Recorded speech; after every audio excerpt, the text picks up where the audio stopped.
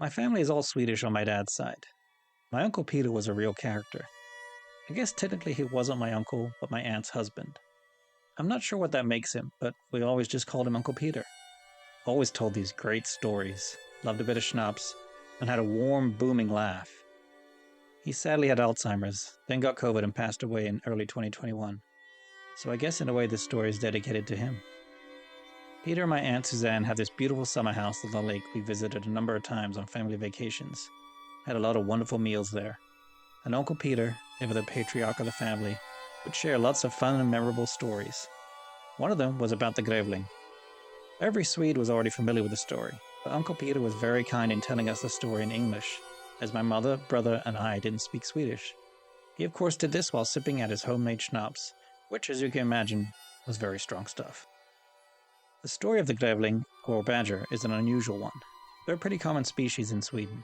Guess they like those cold temperatures. Now, when it comes to the Grävling, Uncle Peter would say, you have to be very careful. You see, they like to go for your ankles, and if you're not careful, they have a very painful bite. Sharp, pointy teeth, and they bite incredibly hard. So hard that they don't give up until they break the bone. That's how they know their prey is dead. But if it's your ankle, then you've got a big problem. But we Swedes have an interesting way of dealing with this, you see. When you're out chopping wood or whatever, and you're wearing your big rubber boots because it's wet and slippery, before you leave the house, you make sure to put pieces of charcoal down in each boot around your ankle. It's uncomfortable, but necessary. Then, when that Grävling sneaks up on you and bites your ankle, he crunches into the charcoal. He feels the crunch and the sensation of something breaking. He thinks it's bone, and so lets go. That's when you run back home as fast as you can for a strong shot of schnapps. Skål! I've never forgotten that story. None of the family have, and we've regaled each other a number of times over the years, trying to tell it in that unique way Uncle Peter did. But then there was the time he took me aside on a warm night in July. I was in my later teen years, so we were each carrying a glass of his renowned homemade schnapps. We carefully made our way down the slippery slope steps to the sauna and the deck, all carved and built straight into the rock. There were 2 lounge chairs out on the deck, overlooking the lake. It was past 9, but summer in Sweden is different.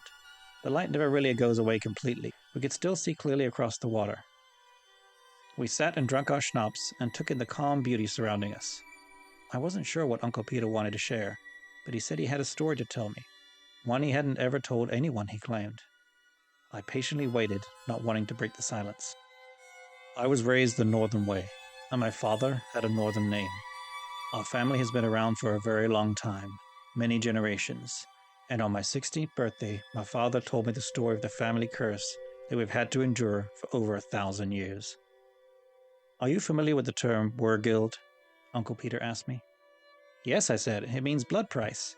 Payment in gold for the loss of a family member killed in battle to put an end to a feud. You've always enjoyed the Middle Ages, haven't you? Sure have, I said. Took as many medieval history classes as I could when I was in college. Well, Uncle Peter said, this is something you didn't learn in class or read in any book. My father told me the details of the death that started it all have been lost to time. A thane's son or daughter, perhaps. Someone important. Someone that was supposed to live a long life. So instead of carrying out an equal killing against our family or seeking a considerable wergild, they did something very much worse. They paid a thane's fortune to a coven of witches to summon a demon from before times when man was nothing. Then they cursed our family for all eternity. I cannot tell by your expression what you think of this. I'm sure it sounds like something from a legend or a made-up fantastical story. A little Lord of the Rings, yes? I had a similar reaction when my father told me this, though I was not as calm as you. I asked what sort of joke he was trying to play on me. It was an insult to our family to joke in such a way. I waited for my father's face to change, to break into a smile like the bright sun coming out from behind dark clouds. It did not change. He continued with the story as if I had said nothing at all. Our ancestral family did not know the full extent of the curse at first. It took a few generations. The first victim was a boy of 14. He was found very dead by an ancient oak tree. His entrails hung from the branches like bloody ropes. His arms, legs, and head had been separated from his body, tossed away like parts of the fish you throw to the dogs. And then time passed. Years and decades went by, and the horrible memory faded. Then the next generation, A 20-year-old man was found in the same condition. The elders remembered. The next generation, it was a 12-year-old girl. This time her head was never found. At this point, the full extent of the curse was understood, but there was nothing that could be done about it. Did they not try? I asked. I asked my father the same question, Uncle Peter said. They sought out magicians, witches, and magic men, any who said they could help, and there were many, but each time, each generation, a young boy or girl would be found dismembered, their entrails on display as proof of what had been done in the past. So you're saying this still continues now? I asked my father in disbelief. He gave a small nod, then proceeded to list off family members going back each generation. Agnes, Horsten, Fredrik, Gunvor, Henrik, Ulf.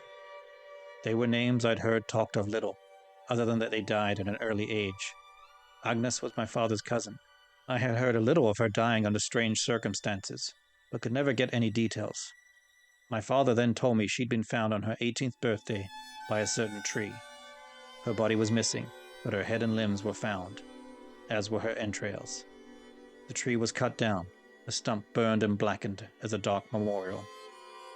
Uncle Peter leaned back then and finished his schnapps in a big gulp, looking out at the calm waters where life still continued on, knowing nothing of this horrific tale. It was then that I knew, he continued. Then that I believed. I had seen that stump a number of times and had never been able to get an honest answer about what happened to it. Now I knew.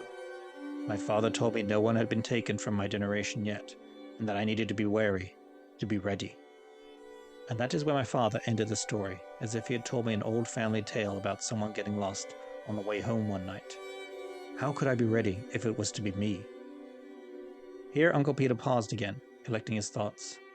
I had heard he'd recently been diagnosed with Alzheimer's, and wondered if he was having some trouble remembering something. Then he looked right at me with a seriousness that sent a chill through me. 3 times in my life I had come close to death, he said. The first was when I was 19 and I fell overboard, trapped under the boat. There was a dark shadow in the waters, and it was coming for me. I swam long and hard and made it to the dock, shooting out of the water as fast as I could. When I looked back, there was nothing. When I was 32, the lawnmower suddenly stopped working. I turned it over to see if something had gotten stuck. It then burst to life, the blade spinning incredibly fast. It could have cut my face off and my hand if I had not reacted quickly. It did mostly take off my finger, which I stuck in my mouth to hold in place and then ran for help. As a neighbor helped me into the car and we rushed to hospital, behind me I saw that shadow once again. It didn't get me that time either. The final time was 5 years ago. I was in Stockholm seeing a friend. The light had turned red and I began to cross the street when this car came straight for me. I threw myself to the curb and survived. A broken ankle and knee replacement, and I still have a limp to this day, but I'm alive. And then Uncle Peter looked back out over the lake. It had grown a little darker, that was all. The far shore was still clearly visible. It had gotten as dark as it would get tonight. In 4 or 5 hours, a slow sunrise would begin. Why tell me this story? I asked. I have never told any family member about the curse. I don't know if my father spoke to anyone else about it, but he is now long gone. As far as I know, no one has been taken from our generation. I believe I am the one to be taken, and yet I have survived so far. I decided to tell you this story because you're a writer, and I thought you might like to do something with it. Also, if something suddenly happens to me, well, you might have some idea how I passed on to Valhalla. I had absolutely nothing to say to this, even though my head was bursting with thoughts and questions. So I finished my schnapps, and we watched the lake for half an hour more, and then I helped Uncle Peter back up to the house. He moved easier, as if some unknown weight had been taken from him. When Uncle Peter passed, I talked with all the family I could get in touch with. They all said he'd passed peacefully in his sleep. He was surrounded by family as he had been declining, and they knew the end was near. And then one night he passed on to Valhalla. And I hope that puts an end to the curse. Uncle Peter beat the demon and saved the family. This one's for you, Uncle Peter. Skål.